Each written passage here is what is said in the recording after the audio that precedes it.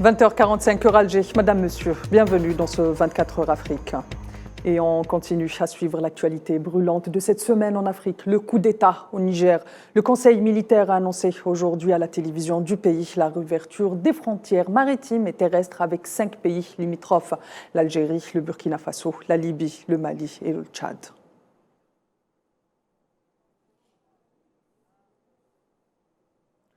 Toujours dans le dossier nigérien, une délégation de la communauté économique des États de l'Afrique de l'Ouest est actuellement au Niger pour négocier avec les putschistes, a indiqué ce 2 août l'organisation à l'ouverture de la réunion des chefs d'état-major ouest-africains à Abuja. La délégation est à Niamey, conduite par l'ex-président nigérian Abdussalami Aboubakar, avec dans ses rangs le sultan Sokoto, un leader traditionnel et religieux.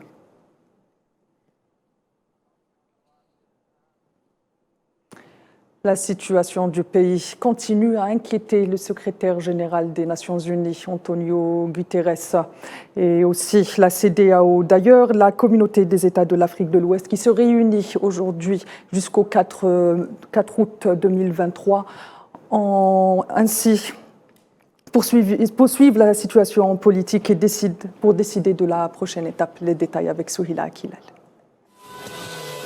Durant 3 jours, le coup d'État au Niger sera sur la table des discussions à Abuja, la capitale nigériane.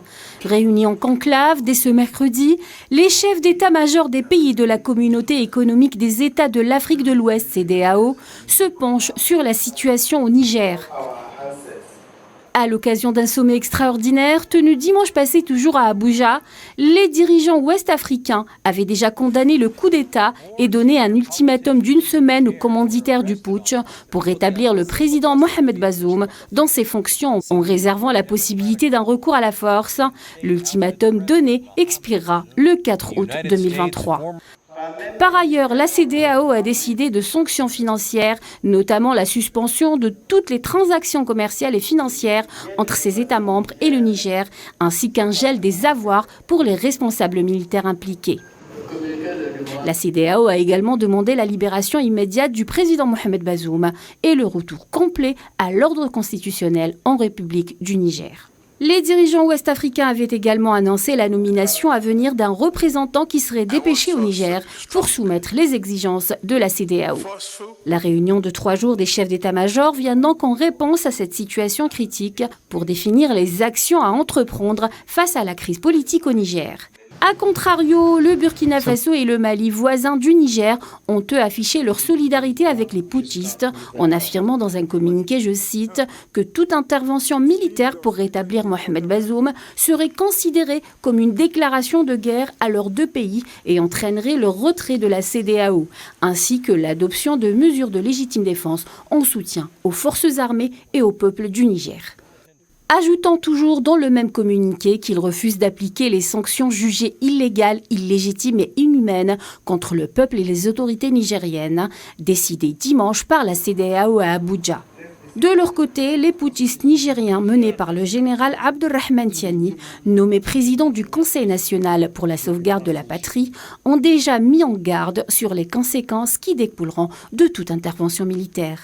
Une intervention militaire de plus en plus envisagée.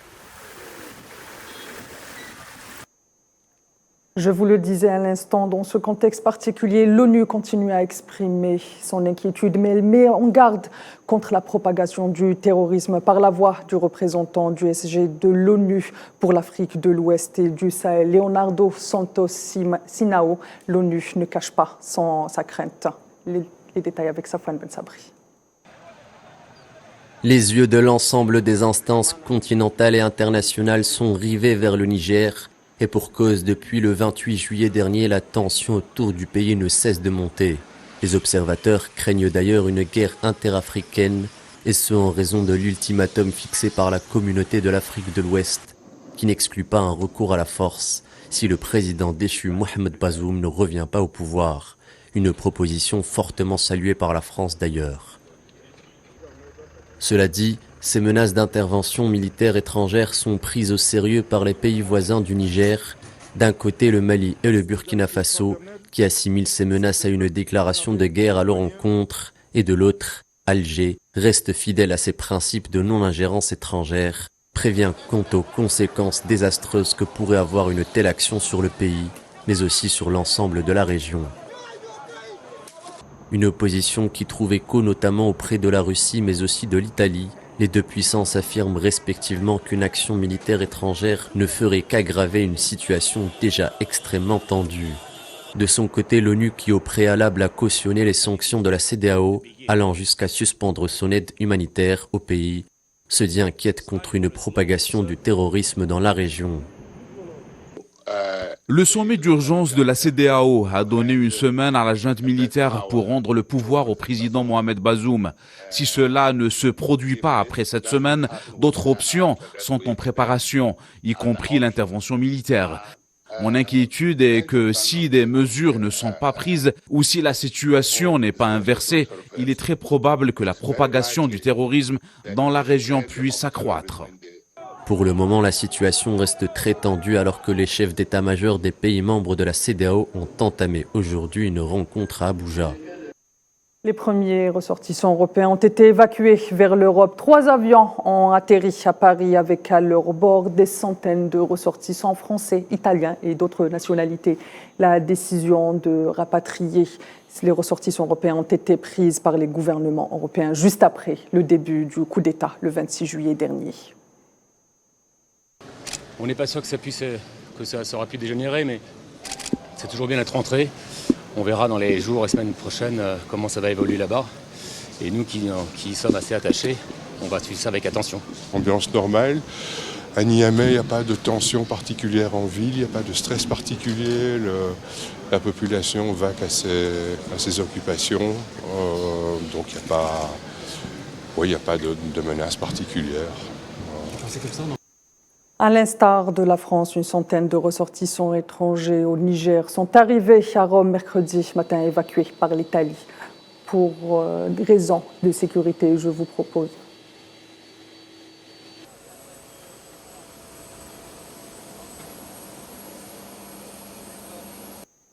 De son côté, Washington a affirmé qu'aucune décision d'évacuer des ressortissants américains du Niger n'a été prise.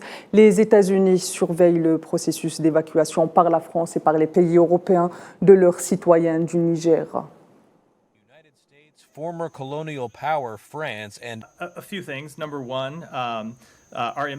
Notre ambassade est ouverte aujourd'hui et opère selon des horaires normaux.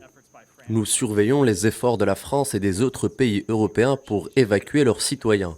Nous exhortons les autorités nigérianes à faciliter une évacuation sûre et ordonnée. À l'heure actuelle, nous n'avons aucune indication de menace envers les citoyens ou les installations des États-Unis, mais nous réévaluons continuellement notre posture pour assurer la sécurité de nos citoyens.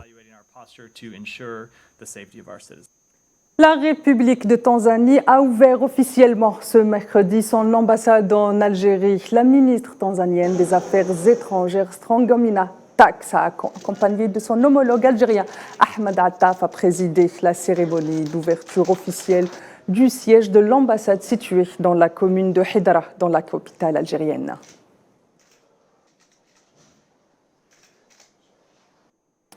Et hommage avant de clore cette édition, il y a 26 ans, le 2 août 1997, nous quitte le saxophoniste nigérian Fela Kuti, maître absolu de l'afrobeat. Sa carrière est couronnée de succès. On lui doit notamment des titres comme Water No Get Enemy. Artiste engagé panafricain de la première heure, Fela consacre sa vie à l'art, mais aussi à la lutte contre l'impérialisme et le néocolonialisme en Afrique. Au Nigeria et ailleurs en Afrique, Fela Kuti reste une figure emblématique pour les jeunes générations d'artistes et de panafricains.